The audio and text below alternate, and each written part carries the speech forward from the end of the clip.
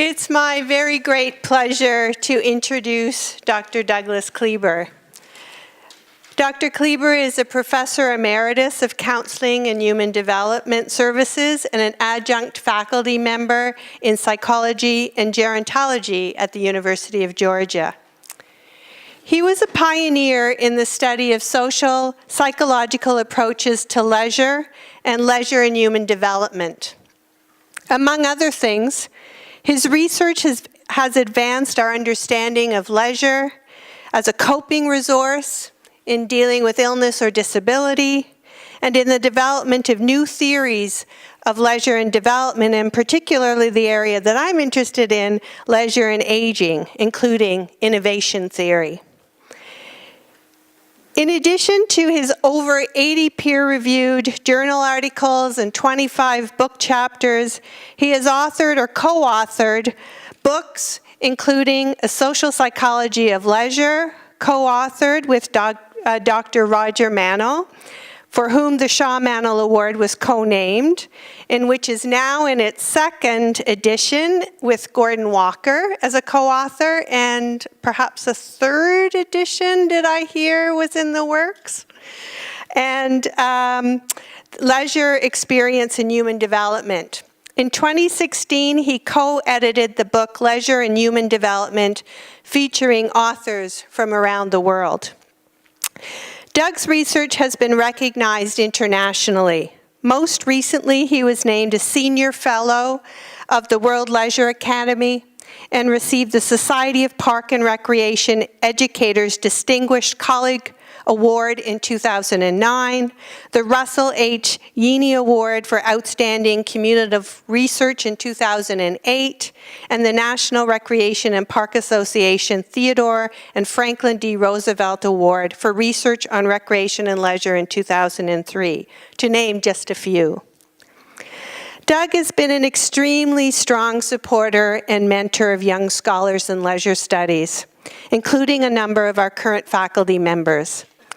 He likely doesn't remember this, but I remember presenting at one of my very first leisure conferences and seeing Doug sitting in the audience. Boy, was I nervous. But when I finished and the session was over, he made a point of coming over to congratulate me on my presentation. As a young student at the time, I was so thrilled to have the opportunity to meet Doug and talk about my research after that session. Since that time, he has always been incredibly supportive of my research. And over the years, I have also witnessed him supporting other young and more senior scholars in a very similar way. And a number have actually commented to me about how flattered they were that Doug approached them after their presentations to thank them for their contributions to leisure scholarship. Dr. Kleiber embodies everything that the Shaw-Mannell Leisure Research Award is about.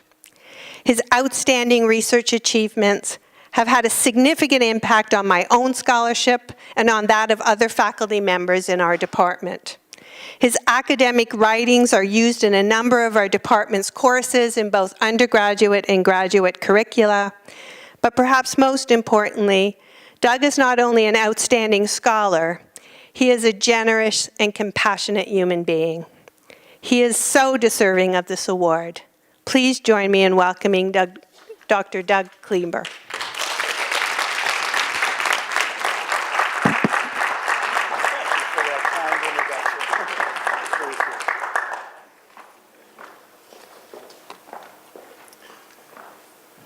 Yeah, thanks, Sherry. That was very nice. Appreciate it very much. And it's oh yeah, sorry. Another techno peasant in your midst. I should be able to do this. Yeah. Okay, better? Yeah, thanks. Okay, yeah, that's my topic, and I'll explain it as I go. But first things first, I wanted to, first of all, congratulate members of the department on your anniversary.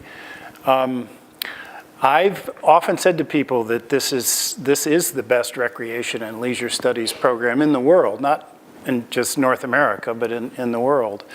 I've had many occasions to say that. I didn't know it was one of the oldest, though. So, but apparently it's been going for a good long time, and I've been privileged to be associated with many of the faculty, current and past, that I have been, particularly Roger and Sue, who have been very influential in my thinking.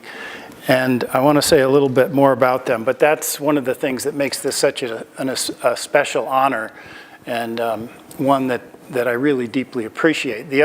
Another factor is that it's coming really in the twilight of my career, so it's also a special way to think about an exit event for me. I did retire officially last spring, but I'm still teaching and doing a little bit of writing, as Sherry said, and we'll continue to do that for a while, but this is really a nice kind of culminating event for me in my career. Another thing that I really appreciate about it is to have my co-award winner and former student, Dana Kivel, who I knew only as Beth back in the day, and you noticed it was B. Dana Kivel, so it was Beth, and that's the way she corrects me and tries to get me straight about it, so we kind of compromise, and I call her BD, she's BD to me. And of course, you heard her speak, brilliant. Well, I taught her everything. So, she was my apprentice. Right? Who does that remind you of? No,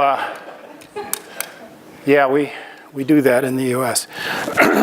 But seriously, I really honestly, once again, was reminded how much more I learned from her than I think she ever learned from me, just to hear her talk today. I was very proud of you, so really nice to have this be a part of my experience as well. And let me say a little bit more about Roger and Sue and my experience with them. And I would say about Roger that I would wish for every doctoral student in the room, master's students becoming doctoral students, going on with research, young faculty, find a collaborator that you're likely to be friends with for your life. A career collaborator based on friendship and based on shared purpose and seriousness with respect to the work that you do. And yes, for me, it's still work, but it's good work and work that I value, and I try to get that leisure perspective in there somehow. And with Roger, it's been in the friendship where we enjoy each other's company, and yet it turns back to work, and it turns back to that which we're most interested in so often and so easily. And to say a little bit more, I would say, in particular, of all the ideas I borrowed from him, one of my favorites is this idea, and it was kind of referenced indirectly in your response, Dana, on the question of play and enjoying yourself. Roger had this idea of self as entertainment. How many of you know about that idea?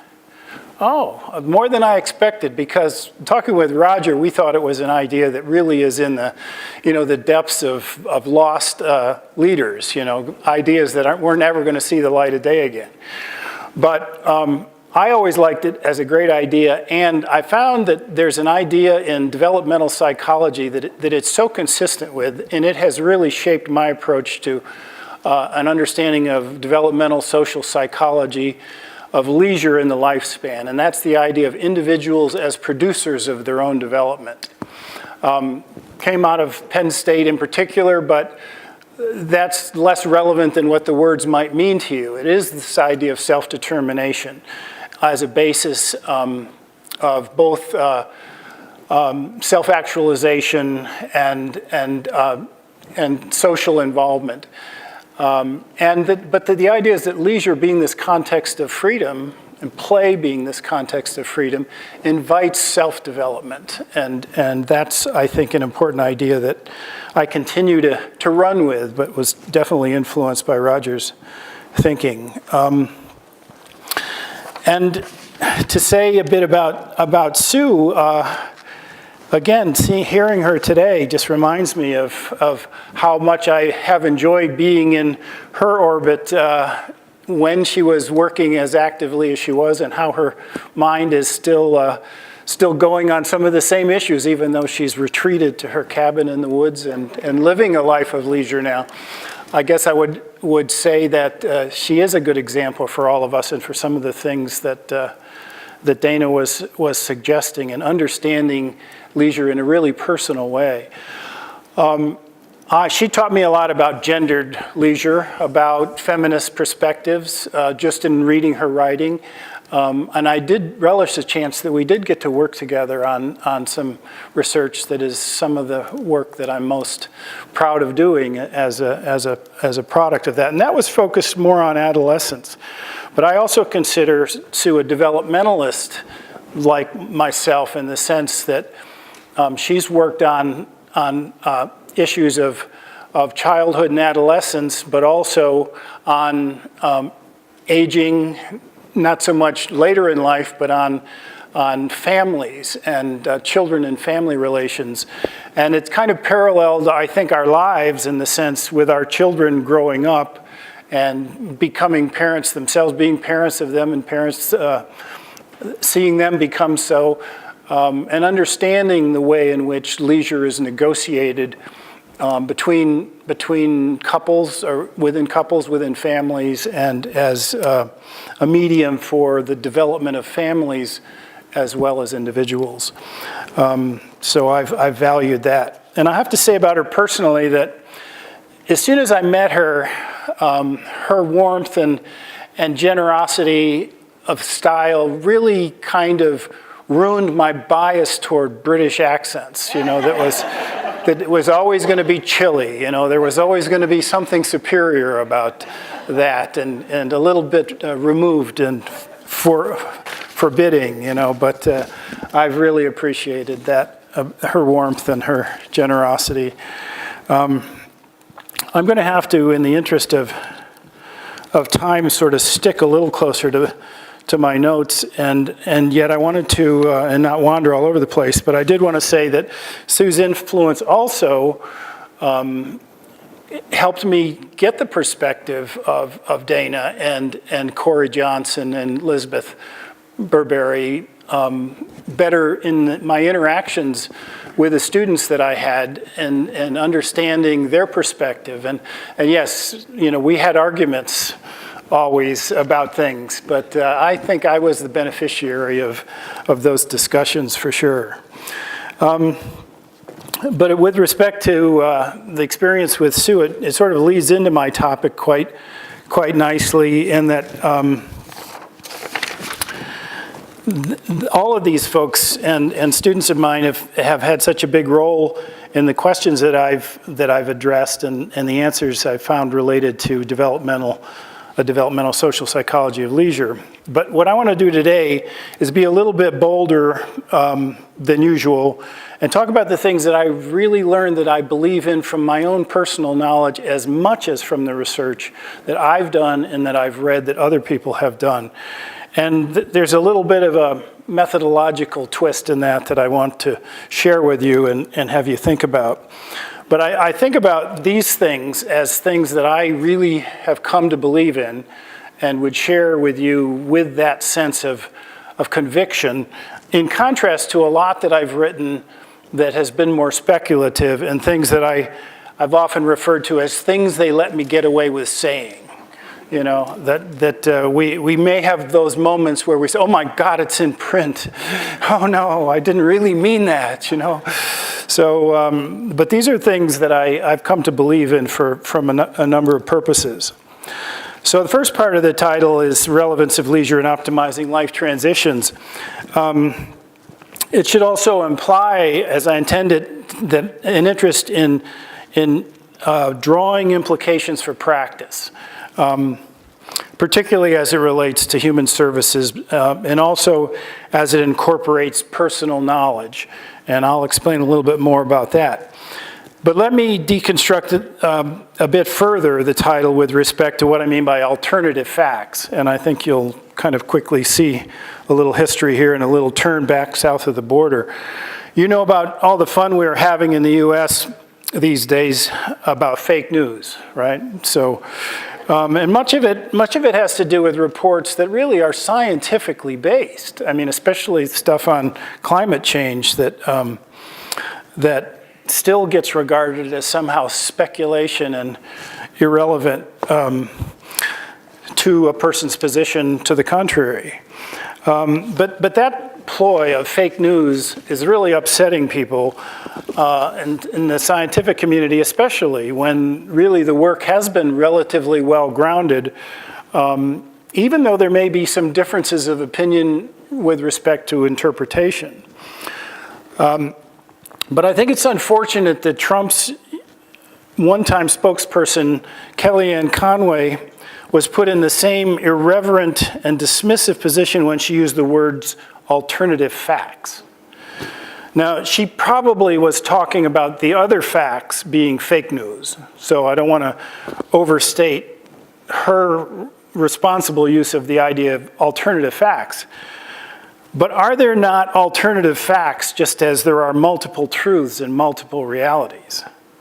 I think we all in this room have come to understand that. Conscientiousness requires that we weigh facts in relationship to one another in building our sense of reality, whether we do it individually, personally, or systematically with attention to both the general and the exceptional in shaping our purposes. So that brings me to the methodological issue that I mentioned. I look around at the critical theory, postmodernist, post-structuralist, qualitatively oriented treatises in the contemporary leisure studies literature, and I'm frankly very inspired by them, by the richness and meaningfulness in that work.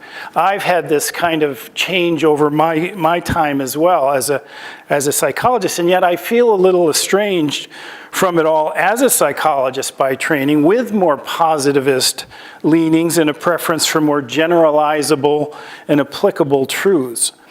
Still, I remind myself that even with the typical biases of psychology and those reductionist directions, I've resisted that tradition myself over the years and been persuaded by writers such as philosopher and scientist Michael Polanyi of the importance of personal and tacit knowledge as the basis of true and deep understanding, even in the sciences, and the limitations of reductionist, essentialist perspectives, as is so common in conventional psychology. But psychology has also changed, and Roger and I have worked on this a little bit in being more post-positivist, in case some of the rest of you have already kind of been around this. You can see some really good writing that goes back to just the turn of the century with Kenneth Gergen especially, challenging the authority of scientific perspectives, of the language that is assumed conceptually to represent hard and fast truths, when in fact language is socially constructed. And we've come to even appreciate that within mainstream psychology these days. So while still seeing the value of empiricism and even experimentalism in generating facts, be they alternative or normative and predictable, Kenneth Gergen speaks of these as guiding intelligibilities. That is to say, they're not to be presumed to be finding the essential and permanent truths. They're just a mechanism for generating facts and and new information. Incidentally, he does talk about experimentalism as well as phenomenology and autoethnography and personal knowledge. But I would remind you, those of you who don't know, that Roger Mannell has done more work in experimental social psychology of leisure than anybody else. So, and by leaps and bounds. And he's retired, but don't let him get out of your orbit, you know. And Susan's a little harder to get in touch with because she's off in the woods, but Roger's right nearby. So you should be tapping this guy for that experience. And I know I talked with just one student up there who's looking at flow somewhat experimentally. And anyway, it's impressive that that's still happening here. So but what I see is a little bit of a need for the leisure studies pendulum to swing back in the direction a bit. I'm concerned that we become too idiosyncratic in our work. And there's a little bit of that in kind of what I think Dana was talking about earlier too.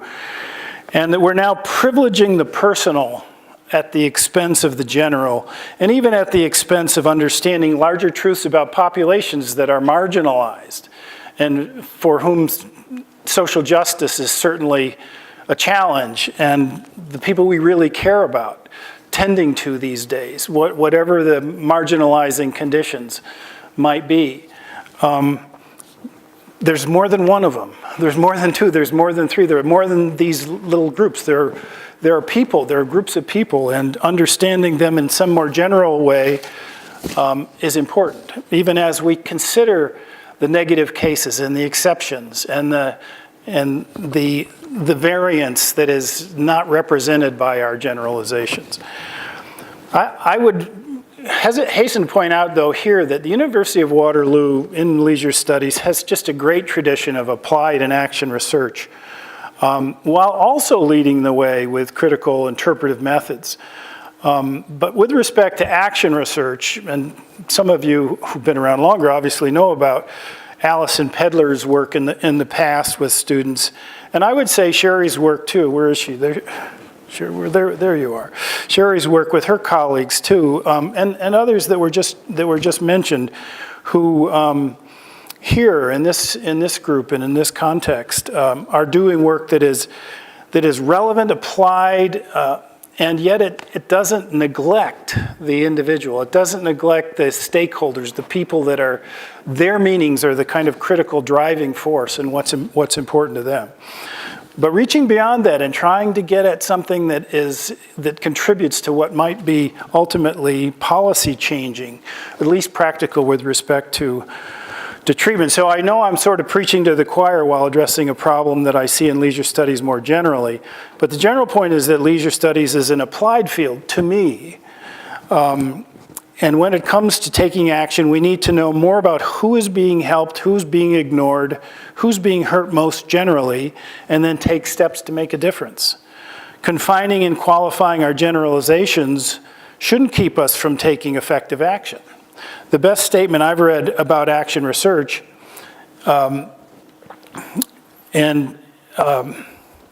hopefully the next turn in making deconstruction lead to positive social construction, comes from a couple of authors named Reason and Bradbury. And some of you may know this work.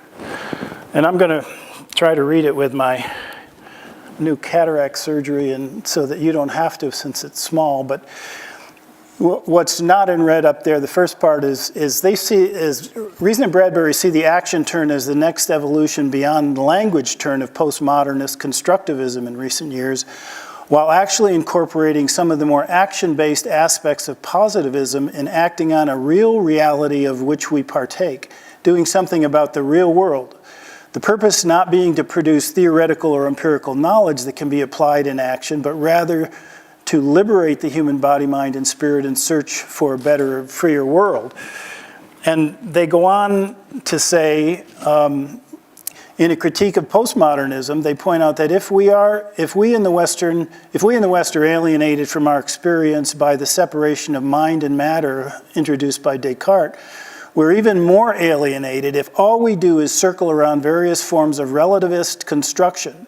Any sense of a world in which we are grounded disappears.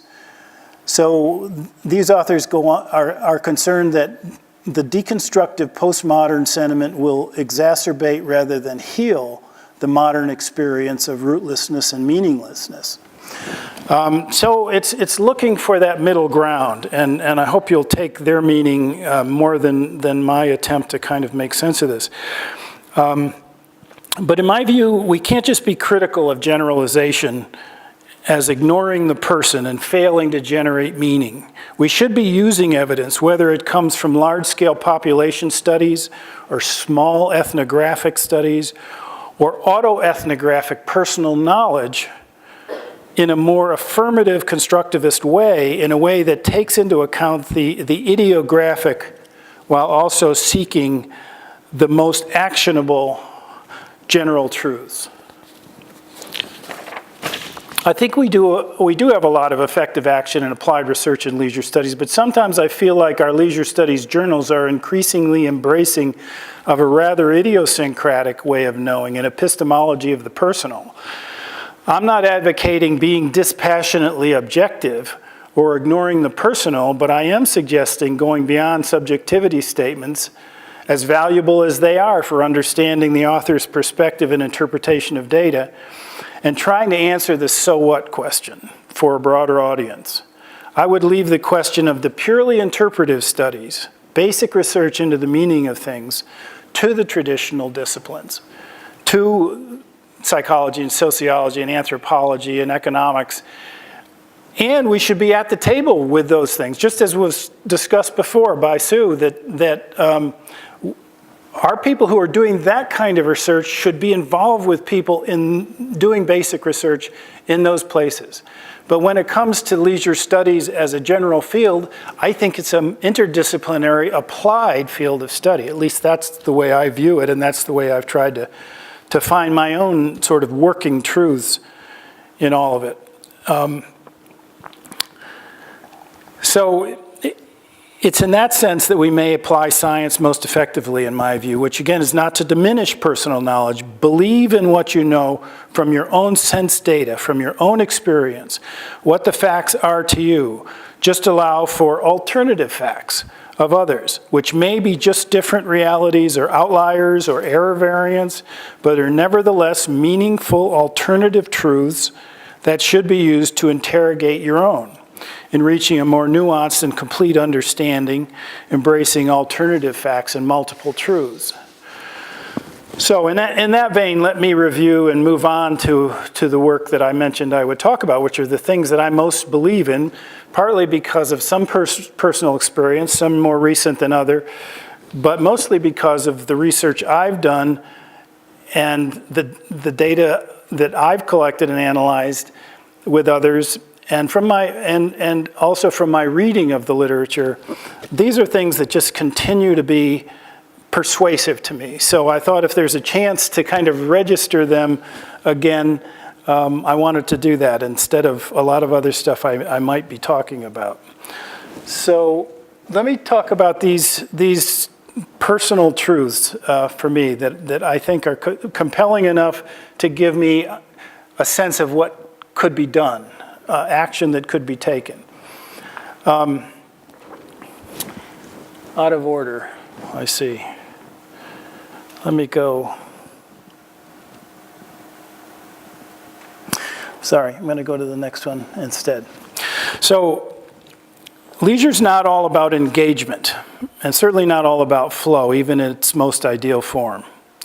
More than just a semantic question about the definition of leisure as being active versus passive, and some of the experiences that Dana talked about definitely fit with this construction. It's about recognizing the value of creating a space for reflection and gaining perspective. In a positive sense, it's also about savoring, sitting back and being able to enjoy either the present moment or recollection or anticipation of the future. This is a very important idea about optimal experience and from positive psychology. It is a value reflected in the therapeutic impact of meditation and mindfulness, the kind of experience that Dana was talking about before. But it may involve some degree of disengagement of, that monkey mind, quieting that mind as much as being engaged. So stepping back. It's also an essential part of the most, I think, popular and appropriate effective theory of adaptive aging, which is selective optimization with compensation. Selection is two things. It may be choosing actively, but it's also about discriminating and deciding what not to do and backing off of other things, saying no, stepping back from other action patterns and options, and selecting those that have the best chance of optimization of experience. The last talk I gave here many years ago first talk, I should say, not the last talk, because I think I've been here since. But I did a keynote for that great student conference that you have almost every year. I guess you didn't have one last year, I learned. But it's been going on for about 25 years, right, Troy? And my topic was, can an agnostic find true leisure in later life? And it was mostly philosophical. The ideas of Joseph Pieper was what I was working with. I was taking him very seriously, and I am that later life agnostic myself, basically envying those who have that true faith, that true belief sufficient to totally relax. And this is really, Pieper was a Christian theologian as much as he was a philosopher.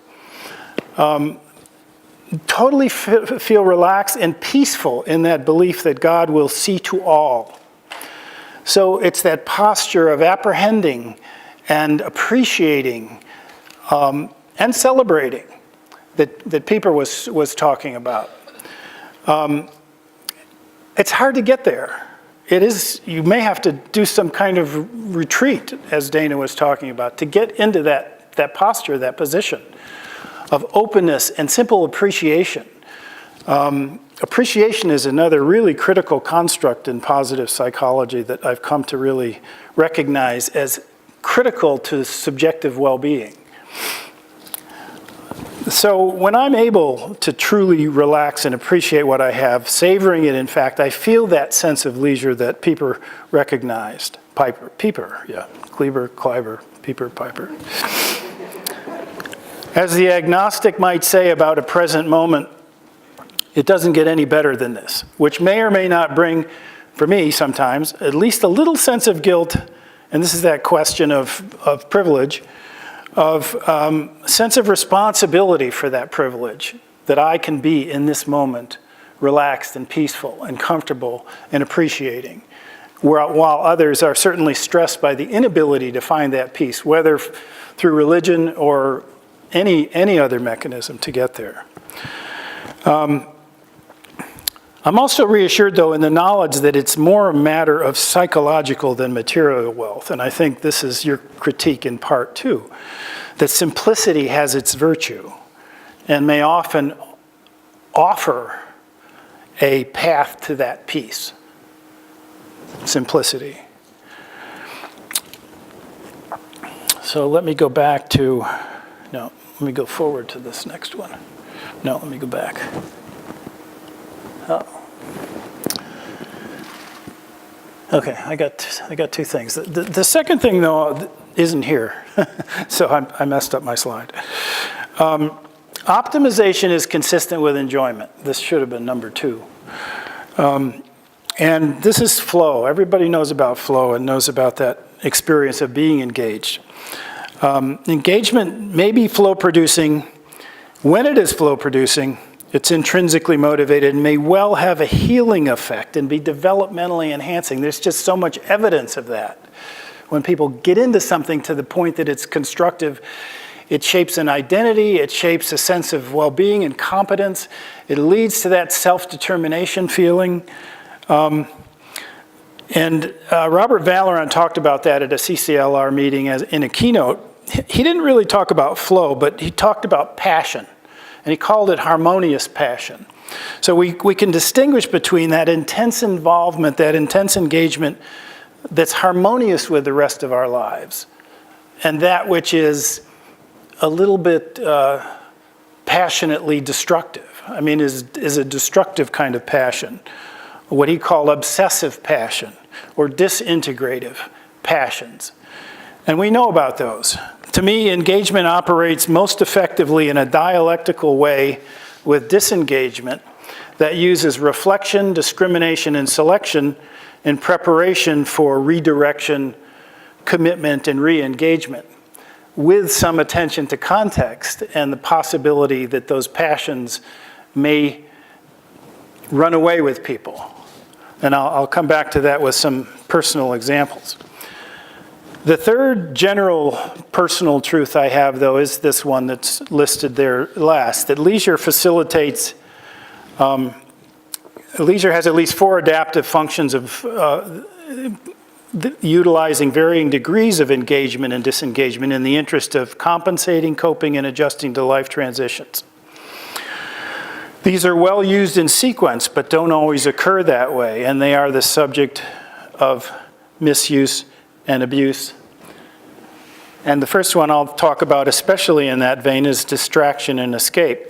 What I've learned from both the literature of coping and my student and colleagues, with my student and colleagues, and my interviews with people who've had spinal cord injuries, head injuries, suffered acquaintance rape, loss of a spouse through divorce or death, and from my own experience of losing my wife to a brain tumor a few years ago, is that there is a time in which any activity that will keep one's mind off the loss, pain, disruption is valuable, especially when it is just too painful to endure. Such palliative coping, as psychologists have called it, can take many forms, but its purpose is to bring anxiety and pain under some control before attempting to alleviate it through more problem-focused coping. Of course, it could be argued that running compulsively, binge-watching Netflix, or watching TV mindlessly is pseudo-leisure, as one feels inexorably compelled to avoid the pain rather than feeling any sense of leisure in the ideal. But escape is clearly internally motivated in that sense, and making the best of the freedom that is available. So seeking distraction, though, can become maladaptive if it involves chemical shortcuts, intoxication, or pain deadening through alcohol or drugs, as is true with any form of palliative coping, if it simply perpetuates escape and avoidance. For me, with my loss, I recognize both. In bar hopping to avoid being alone at home after my wife died, and as the expression goes, looking for love in all the wrong places, I like to think I got over that.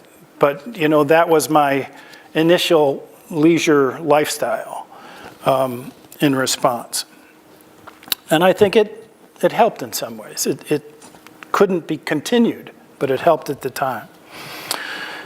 Second, leisure is clearly representative.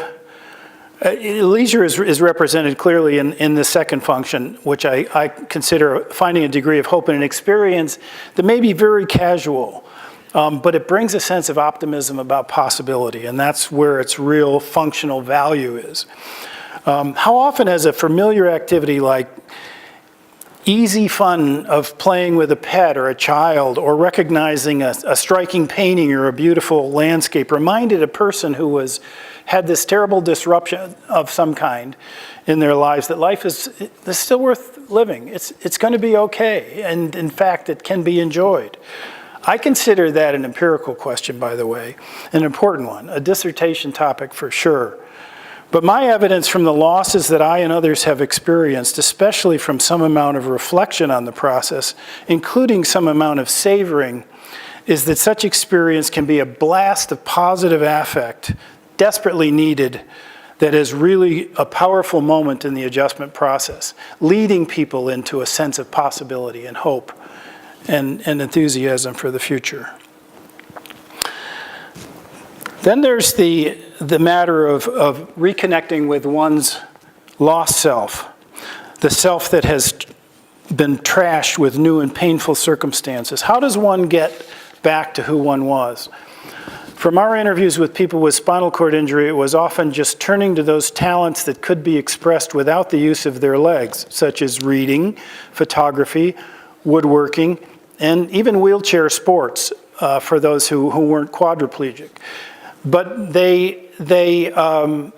we had examples of all those, and they were tremendously restorative for individuals and really restored that sense of self-confidence and possibility.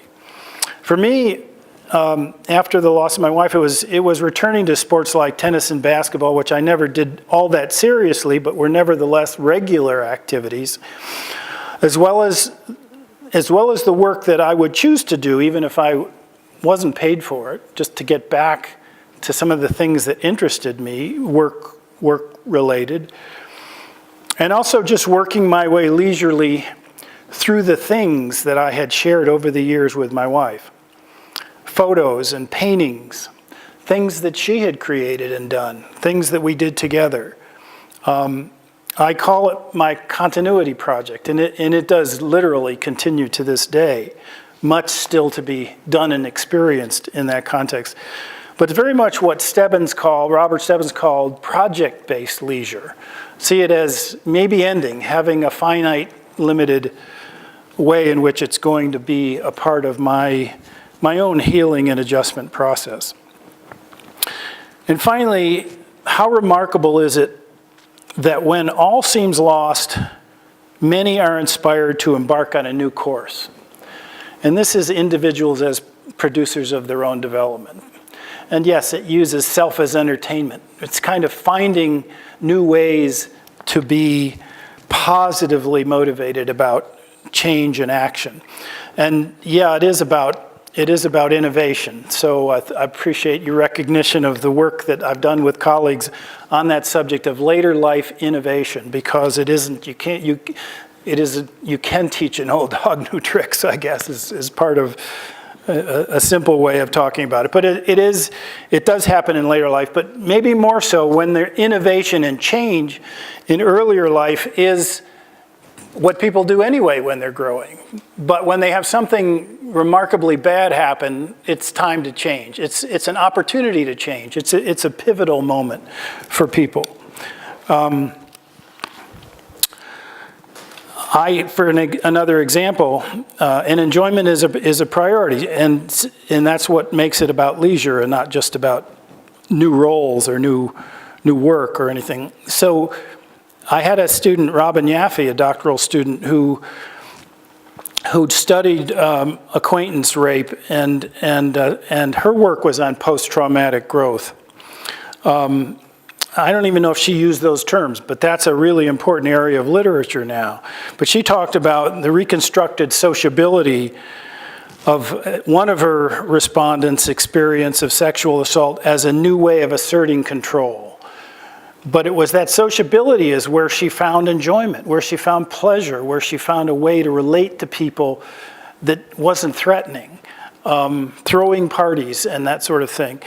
You know, there may be a sort of pathology and all that, but it seemed so much like a self-curative process and a growth facilitating process to Robin and her interpretation of that person's interviews. Nor is it simply about being self-serving and self-protective, this idea of personal transformation. We'd understand it when something really bad happens, that you'd want to change life events.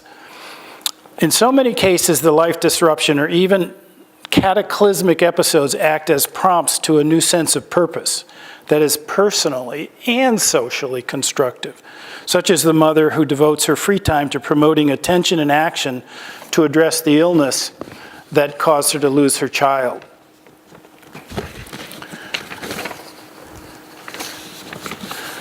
Okay, so suddenly I've lost a page or two. So there'll be no more reading.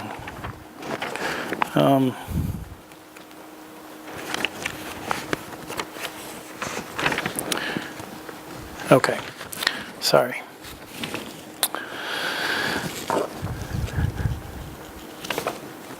Yeah, here it is. So, yeah, this is really just a concluding comment. So, such cases have convinced me that even in the wake of very negative events, individuals can and often do use the freedom of leisure to be constructive producers of their own development. And I'm still working on mine, finding and shaping alternatives for myself, but through leisure especially, I'm hopeful about the future. So, I'll stop there. Thanks.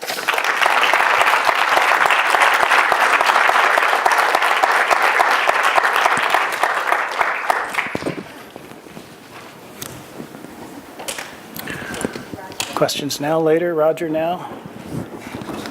I was waiting for the cue. Cue it up. I'm retired too. I don't make decisions like that anymore. You want this, or you want to use that? No, I'll use this, I guess. Okay.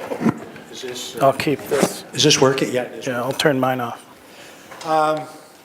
Look, my notes. This is for those of you who think I course, I wrote really small on it too. But, anyway, it's a pleasure to be here today and to be part of the festivities and the celebration that I think this really is.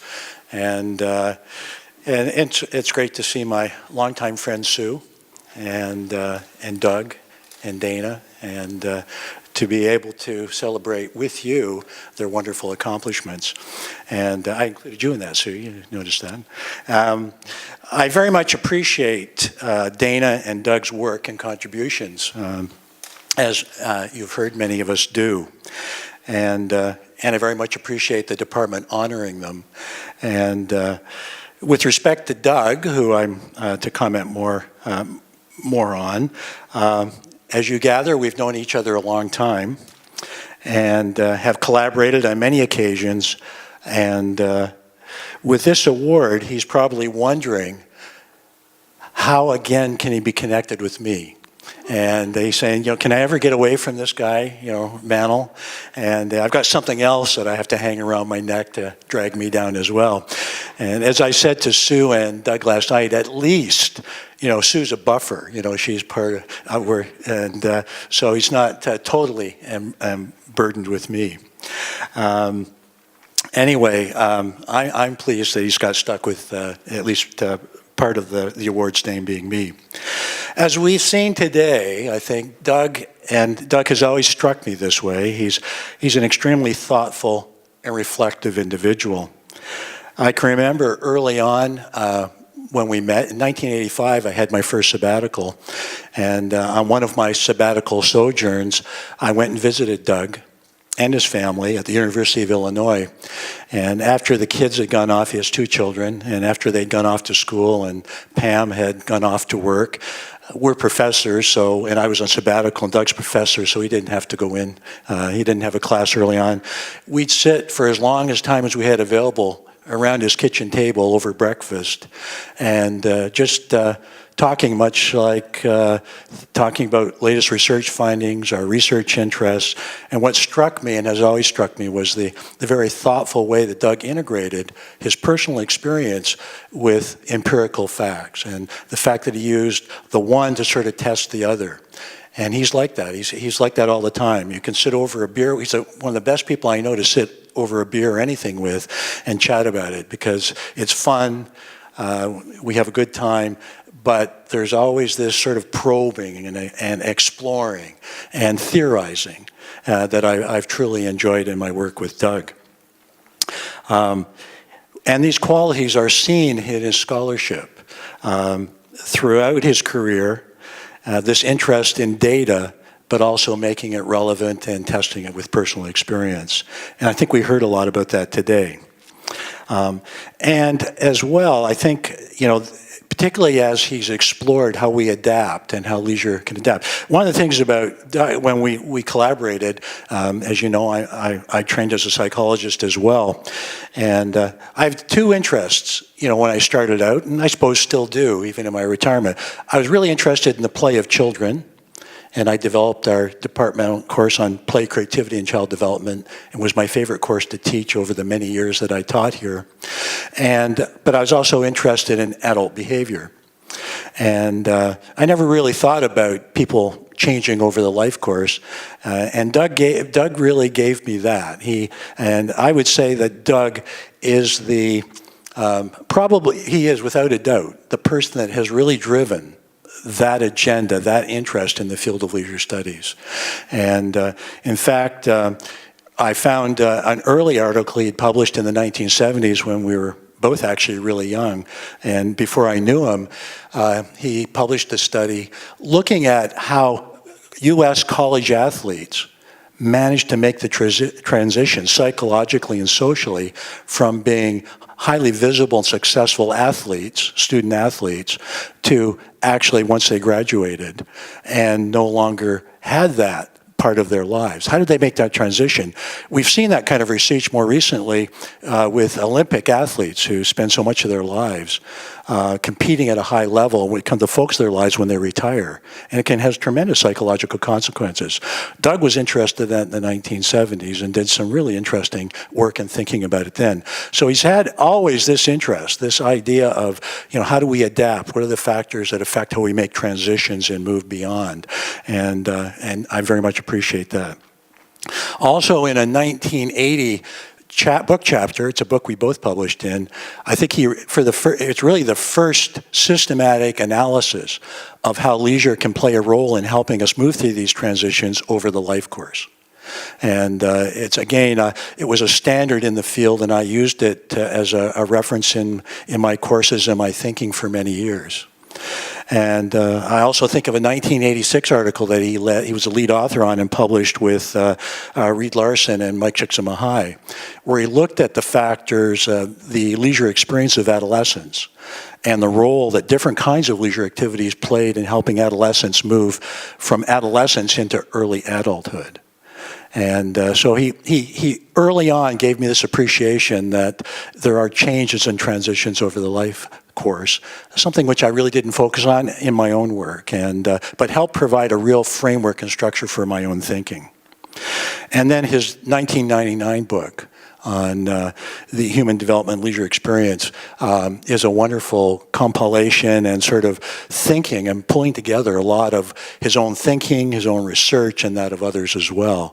And then, as we've heard, his work since then, right up to the present, looking at the transition to the aging, something that we both are. We're not there yet, Doug, but we're getting close to this aging successfully and retirement as well. We are there, actually. And some of his innovative thinking about that and the work and colleagues that he's brought in to work with him on that is a tremendous contribution.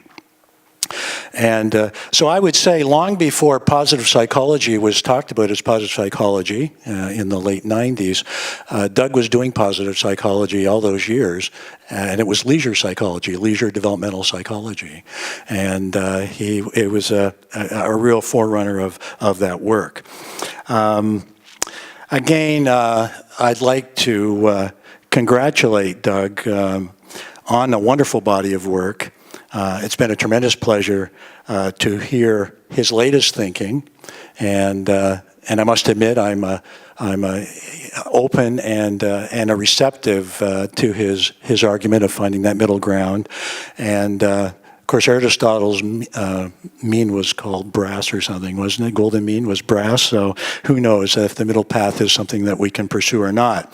But I think I enjoyed hearing about Doug's latest thinking, and I'd again like to congratulate him and Dana, and I'm very pleased to participate in this wonderful celebration of their contributions. Thank you.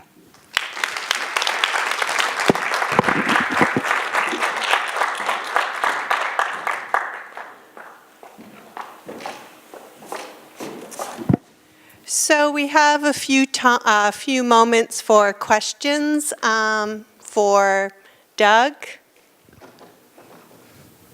First, I should say, Doug, thank you for that wonderful talk.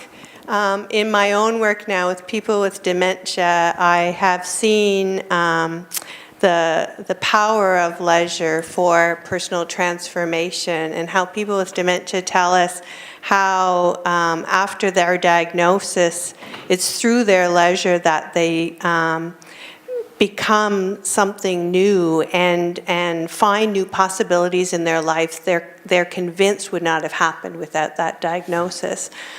So, I see it every day in my work. So thank you for that. Thanks. Questions for Dr. Kleiber? Yes. I can just comment. No, because we're trying to record.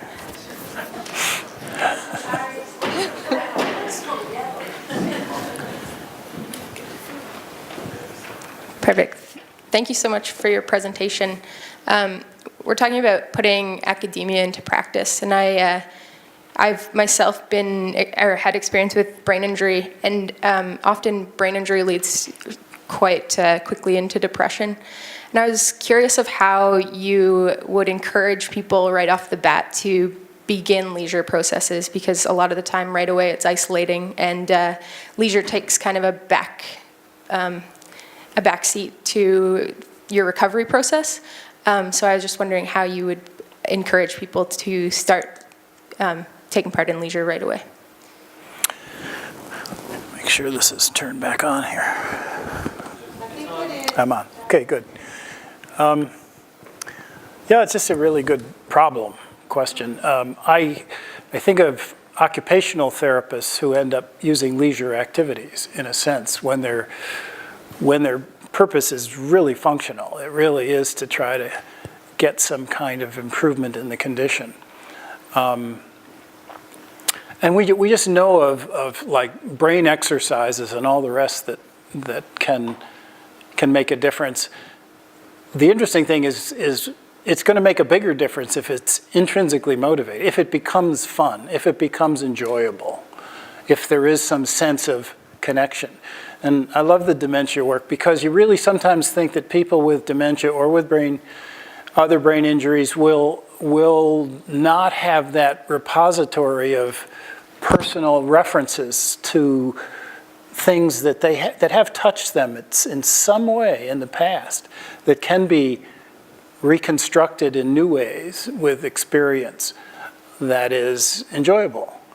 The fact that it can also be functional and help with a recovery process or just an adaptation process is to me a really intriguing line of work. But I think the motivational part of that, the leisure part of it, and it really isn't leisure in the sense of time choices or free time, it's about finding that positive affect in action that is sustainable and is potentially really meaningful.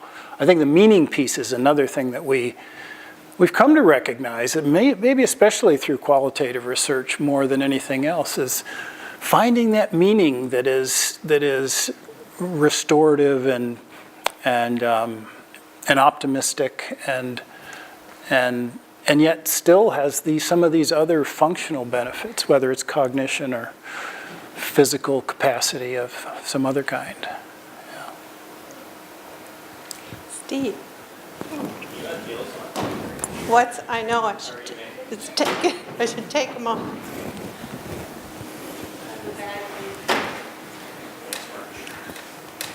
Thanks very much, Doug, for your talk, and thanks also, Dana. I have a question that kind of applies to not only to both of you, possibly everyone. And I just want to start by saying you're all my favorite leisure scholars are here today. It's like the Shaw-Mannell Award with Doug Kleiber and Dana Kipp. It's like, oh my God. It's like look in most of my recent papers. I'm sure you'll find your names in there somewhere. So this is a dream come true for me to have all of you under one roof. I really hope you're sticking around for the reception. So don't go. And Sue, I miss you terribly. I do miss Roger, but he's like you said, he's not that far away, so I know he's more accessible. You know where he lives, yeah. I really like what you said. Really resonates with me about actually the publication process. That it's very reach out and find somebody who you connect with, and it'll serve you well over the course of your career. I couldn't agree more. I think the research process is so difficult. And time-consuming, but there is a lot of play and creativity involved in it. And there's a lot of camaraderie and relationship building, and you have to publish and work with people you like, who are your friends. It's very difficult to do it any other way. So with that in mind, and maybe this is an obvious question or something that lots of people have already hashed out. I don't see that there has to be a distinction between work and leisure. Like what I do as a professor and in the research process is very much enjoyable, and at its best, it's a social, engaging activity with my co-authors and with my colleagues. So just kind of putting that out there as a question for both of you, but for everybody, and also a call to action. Find a good friend and stick with them, and your career will be in much better shape for it. Well, I want to turn that question, shift it to my former student here, because she has probably a much better take on the work and leisure stuff than I do. But at Illinois, when I was there, we had for 2 or 3 years a work and leisure conference. And there was an industrial psychologist there, organizational psychologist by the name of Harry Triandis at the time. And he made the comment that academics are the new leisure class. We have control of our time. We can do what we want. And, he wasn't speaking about the person he was speaking at a Research One institution about the person who can do research and has time to be interested in things and follow that with an intrinsic interest and curiosity, and not have to teach 4 courses a semester or 5 or something. So it obviously was a privileged audience there of academics who could imagine their work as leisure almost, or at least having leisurely qualities. Because in the end, it's still contract work, and there is a sense of what's your relationship with academia more generally, what does it mean for your promotion, all these instrumental values that your work has to ultimately be tested against. What are the limitations of the institution? And yeah, there are labor issues involved in that, and so being self-critical is certainly appropriate, even in an academic context, about what power sources are determining behavior and limiting behavior. But, talk about privilege, especially at a Research One institution, to be able to do that kind of work that you would do even if you weren't paid for it, out of interest and out of curiosity. And yeah, having some fun with it makes it that much more intrinsically enjoyable. So certainly causes that boundary diffusion that, was it Jessica talked about before? Yeah, work-leisure issues, boundaries that are diffused and such. So. It is on. Okay. Yeah, I think I agree with Doug, and of course he was my former dissertation chair. No, just kidding. But I think it just raises the question of, is the work that we're doing propping up an inherently unjust and unfair system as much as we enjoy it? So, I think there are things that are underneath it that we have to look for. As much as we are privileged in the positions that we have, we know that underneath it there are plenty of other people that are making it possible for us to do what we are doing. And so I think it's really maybe stepping back and offering some analysis of these underlying systems for other people for whom it is not the privilege. Mm-hmm. So. Yeah, with freedom comes responsibility. So with privilege comes responsibility. Yeah. Other questions?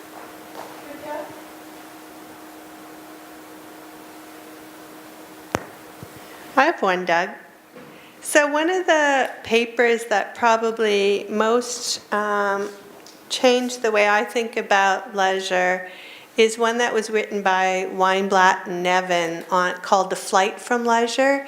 And it was really challenging this notion that leisure can always be good, at least in the caring context, because they found just the thought of leisure very scary when they were caring for somebody. Do you have anything to say about that notion in relation to some of the things you were talking about? Yeah, that was a very interesting article when I read it too. It really challenged a lot of my thinking about that, the burden of caregiving, and the kinds of issues and problems that we deal with in the work that you and I both do these days is about that, especially with respect to aging. It goes into the complexity, doesn't it, of caregiving generally, and the sense of, what is my my life's over, maybe, at the most extreme case of depression. But the idea of enjoying life when there is this responsibility can be really guilt-producing, and yeah, with time and freedom and being away. I mean, but my daughter's in Chicago right now, and she contacted me to stay in touch with her 16-year-old who's looking after the younger children.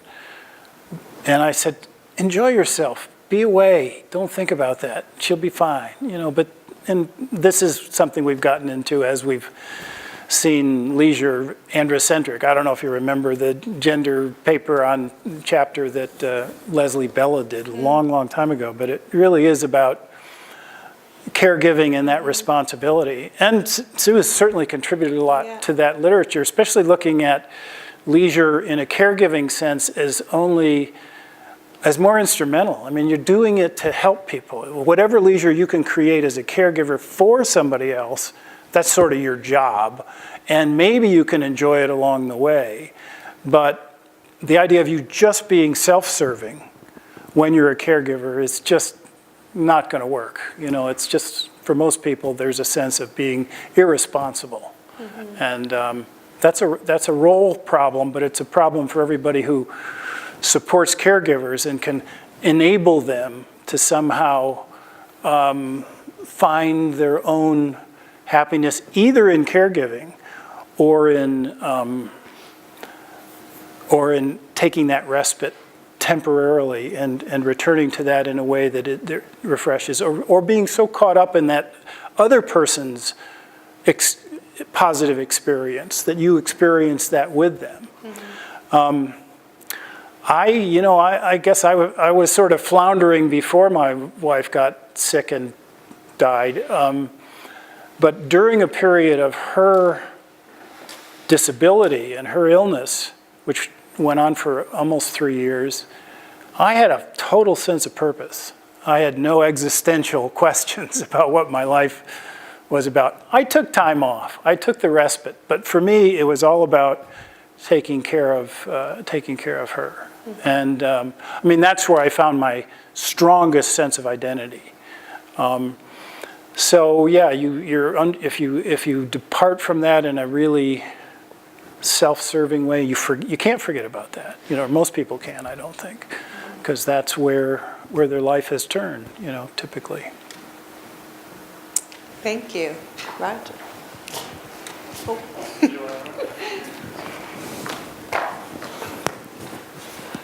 Doug, in terms of and this is sort of related, but thinking more about your work at looking at the role of leisure and the free time choices people make over the life course, and particularly the role leisure can have, or the choices they make can have, for allowing them to make successful transitions.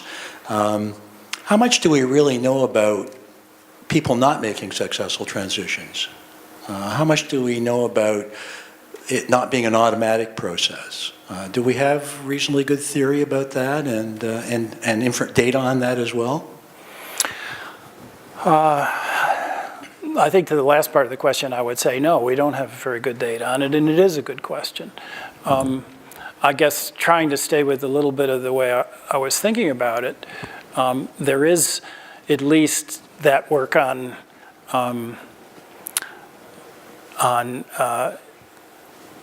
becoming involved, staying involved in sort of escapist, diversionary things.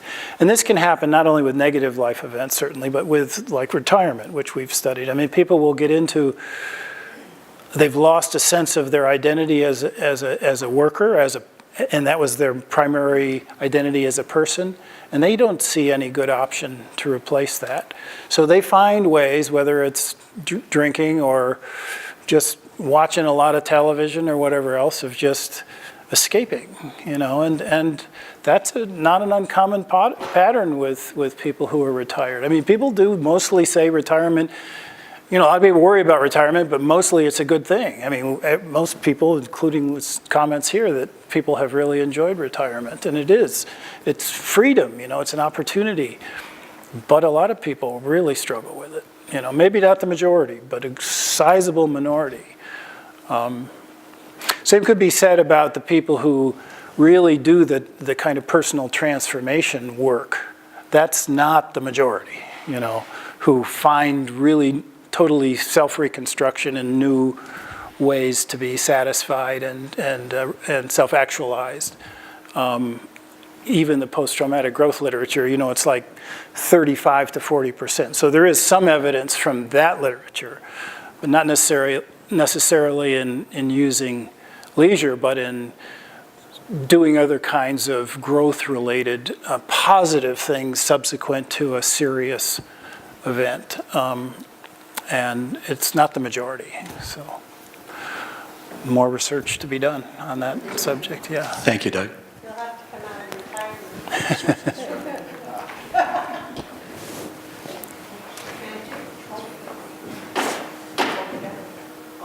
Do we have one more? So thank you so much for your presentation. And I know you touched a little bit on this in your presentation about using leisure to cope with like life transitions. I was wondering if you could talk a little bit more or discuss a little bit more about your work of using leisure as to cope with grief. So leisure so if somebody has gone through a loss and is experiencing grief, how can we encourage the use of leisure, maybe through art therapy or music therapy, to cope. Well, I tried to speak to that in a general sense with respect to loss of a spouse or loss of my own experience, but also others who, are grieving loss of a significant other, a child, or and seeing some consistent patterns across those kinds of losses that involve a degree of grief, you know. But in trying to understand grief, I guess, is the first thing. Grief would be complex enough to see different patterns for different people. I mean, for some, the grieving over the loss of a person's presence might suggest different options for interpersonal engagement and relationship building. For another, it might be just that sense of who am I now, since I'm no longer in that role? You know, what are my new possibilities? And it's sort of the grieving is mixed, is sort of commingled with a loss of the sense of self. I wouldn't pretend to be an expert on grief generally. It's another one of those subjects that's more complex than we first realized. I do know that the books I read on grief personally, I couldn't necessarily relate to personally. And one of the common misconceptions, in my view, is that people will apply Kubler-Ross's stages of dying and awareness of dying and apply that to grieving, and it's just really a different process. I haven't found it make sense with anybody else I've talked to about it, but a lot of times the stories that people talk about, their grieving process and how they've ameliorated, often involve some kind of leisure-related phenomenon or experience, but usually pretty different one from another. I mean, I'm representing as general as I can with the suggestions that I make that seem generally true, but there's still a lot of variation in there to understand. And before implications are drawn for what one might do in therapy, for example, too.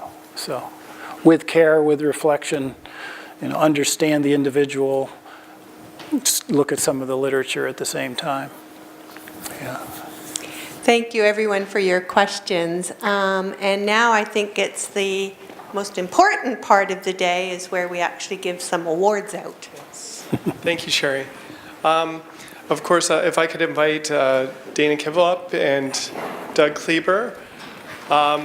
This, of course, is a celebration of their scholarship, and I want to thank both of you for your contributions to Leisure Scholarship, for your influence on the Department of Recreation and Leisure Studies at the University of Waterloo, and for your international contributions. So thank you very much, and we have a small token of our appreciation, a little plaque to commemorate this experience. So perhaps we could all show our appreciation to these two outstanding scholars. Here we go.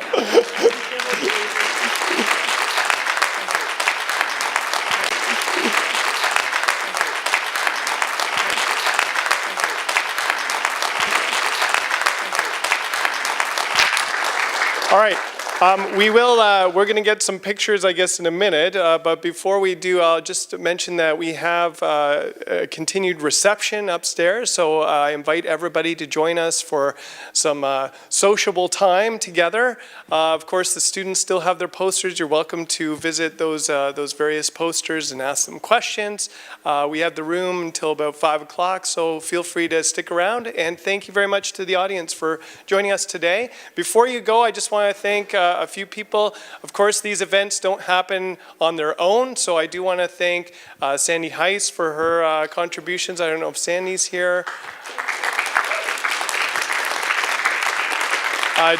David Harnick. David Harnick has been working with us on this event. I'm not sure if he's here. There he is up there, okay. Darcy Martindale is not here, but I wanted to just mention her. But I especially wanted to thank Jenna Remedios, who has been outstanding in terms of organizing this event and very instrumental in making it happen. And I think it was a resounding success. So please help me thank her. All right, thank you everybody for being here. This is meant to be a continued tradition, so please mark the first Friday of every December on your calendar, because we anticipate doing this in the future. So thanks again for being here. All right.